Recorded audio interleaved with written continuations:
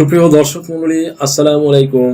আমি advocate Mohammad Belayet Hossain, Bangladesh supreme court member, Dhaka জজ court, Madaripur জজ court and Dhaka Texas bar association. Viewers, legal নলেজের ধারাবাহিক আলোচনায় আপনাদের সবাইকে জানাই ফুলেল শুভেচ্ছা। ভিউয়ার্স, আজকে দুর্দান্ত একটি টপিক নিয়ে আপনাদের সামনে হাজির হয়েছি। টপিকটি হলো এক চেকে দুই লিগাল নোটিশ, আইনি জটিলতা ও সমাধানের পথ। টপিকটি খুবই ইনফরমেটিভ হতে চলেছে, সো ভিডিওটি স্কিপ না করে সম্পূর্ণটি দেখার জন্য রিকোয়েস্ট করছি। একটি চেক, একটি সই, একটি ভরসা, কিন্তু যখন সেই এক চেকের জন্যই আসে দুইটা লিগাল নোটিশ, তখন বিষয়টা শুধু আইনের কাগজে আটকে থাকে না, এটা হয়ে ওঠে ভয়, দুশ্চিন্তা আর সামাজিক অস্বস্তির এক চাপা ঝড়। সুপ্রিয় দর্শক মণ্ডলী, আইনের দৃষ্টিতে সাধারণত একটি চেক ডিজনারের জন্য একটি বৈধ নোটিশই যথেষ্ট।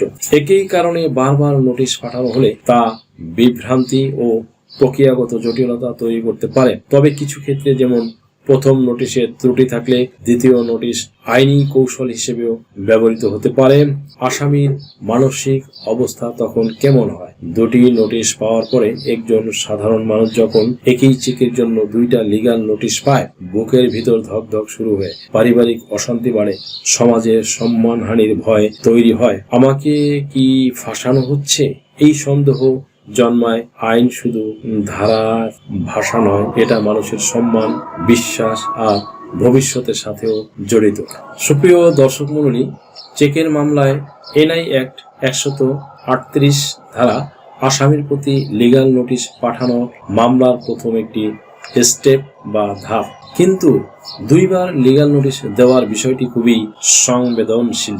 আপনি যদি দুইবার নোটিশ পাঠিয়ে থাকেন, তবে মামলার ফলাফল মূলত কেন এবং কিভাবে দ্বিতীয় নোটিশটি দেওয়া হয়েছে তার উপরে নির্ভর করবে। আইনের দৃষ্টিতে চেক ডিজনার হওয়ার পর নোটিশ দেওয়ার 30 দিনের পর মামলা করার সময় শুরু হয়। দুইটি নোটিশের ক্ষেত্রে মামলাটি টিকবে কিনা তা তিনটা পরিস্থিতির উপরে ডিপেন্ড করে। এক নাম্বার হচ্ছে, যদি প্রথমবার ডিজনার হওয়ার পর নোটিশ দিয়ে মামলা না করে আপনি চেকটি পুনরায় ব্যাংকে জমা দিয়ে নতুন করে ডিজনার স্লিপ সংগ্রহ করেন এবং তারপরে দ্বিতীয় নোটিশ পাঠান, তবে আপনার মামলাটি আইনত সম্পূর্ণ বৈধ।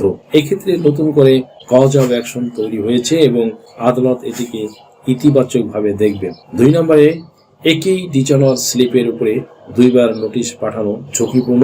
যদি চেকটি পুনরায় জমা না দিয়ে একই ডিজনার স্লিপের উপরে ভিত্তি করে আপনি দ্বিতীয়বার নোটিশ পাঠান, তবে মামলাটি খারিজ হওয়ার প্রবল সম্ভাবনা থাকে। সুপ্রিয় দর্শক মণ্ডলী, এর কারণ আইন অনুযায়ী প্রথম নোটিশ দেওয়ার সাথে সাথে আপনার মামলার সময় কজ অব অ্যাকশন গণনা শুরু হয়।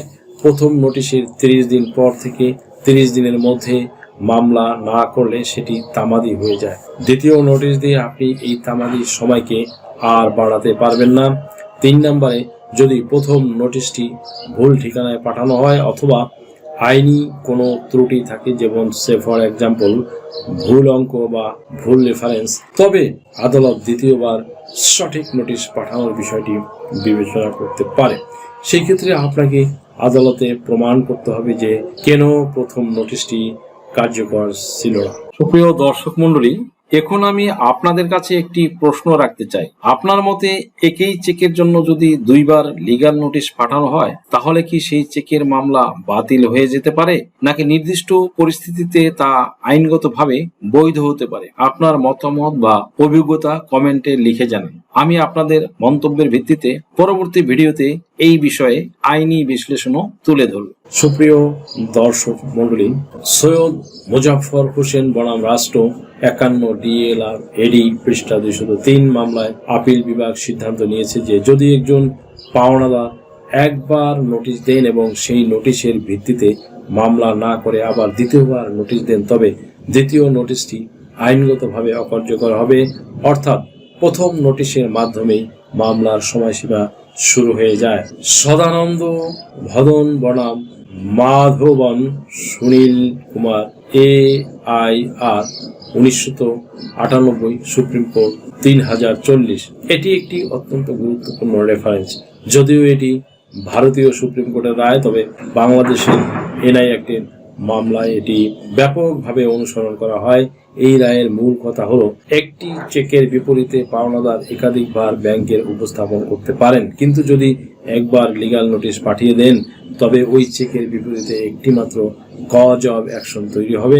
পরবর্তীতে পুনরায় চেক উপস্থাপন করে দ্বিতীয়বার নোটিশ পাঠিয়ে নতুন করে সময়সীমা শুরু করা যাবে না। এই জাতীয় ঘটনায় আসামিপক্ষ মামলাটি খারিজ করার জন্য দুটি উপায়ে আগাতে পারেন। 1 নম্বরে ডিজনার পিটিশন। মামলাটি বর্তমানে যে আদালতে আছে, যুগ্ম জেলা জজ বা দায়রা আদালত, যেখানে অভিযোগ গঠনের সময় আপনি ফৌজদারি কার্যবিধির 265(c) ধারায় একটি আবেদন করতে পারেন।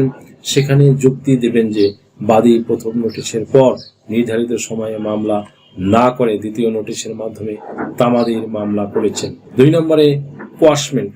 যদি ট্রায়াল কোর্ট আপনার আবেদন গ্রহণ না করে তবে আপনি মহামান্য হাইকোর্টে ফৌজদারি কার্যবিধির 561 ধারায় মামলাটি বাতিল বা কোয়াশ করার জন্য আবেদন করতে পারেন। হাইকোর্ট সাধারণত এই ধরনের টেকনিক্যাল গ্রাউন্ড বা আইনগত ত্রুটি থাকলে মামলা বাতিল করে দিতে পারে। এই জন্য আপনাকে কিছু প্রয়োজনীয় ডকুমেন্ট সংগ্রহ করতে হবে, যেমন 1 নম্বরে প্রথম লিগ্যাল নোটিশের কপি এবং সেটি গ্রহণের তারিখ, এডি কার্ড।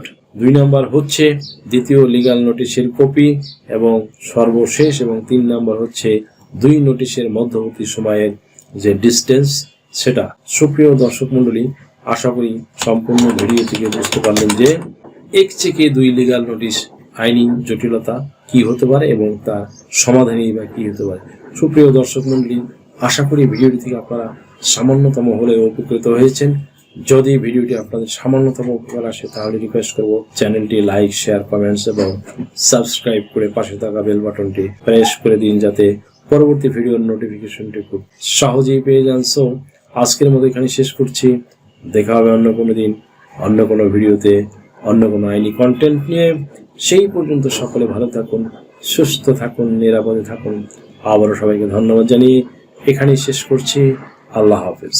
দেশ ও বিদেশ থেকে যে কোনো ধরনের হলফনামা, এফিডেভিট নিতে চান, কাবিননামা, নিকানামা যে কোনো ভাষায় অনুবাদ করে বিভিন্ন মন্ত্রণালয়, ইসলামিক ফাউন্ডেশন থেকে সত্যায়িত করে নিতে চান, শিক্ষা সনদ বা অন্য যে কোনো ধরনের ডকুমেন্ট শিক্ষা বোর্ড, শিক্ষা মন্ত্রণালয় থেকে সত্যায়িত করে নিতে চান, ধর্ম পরিবর্তন করে কোর্ট ম্যারেজ করতে চান, কুরিয়ার, ইমেইল, হোয়াটসঅ্যাপ, ইমো, মেসেঞ্জারিতে ডেলিভারি নিতে পারবেন। তাছাড়া সরাসরি এসেও নিতে পারবেন। Mobile number 01724583880।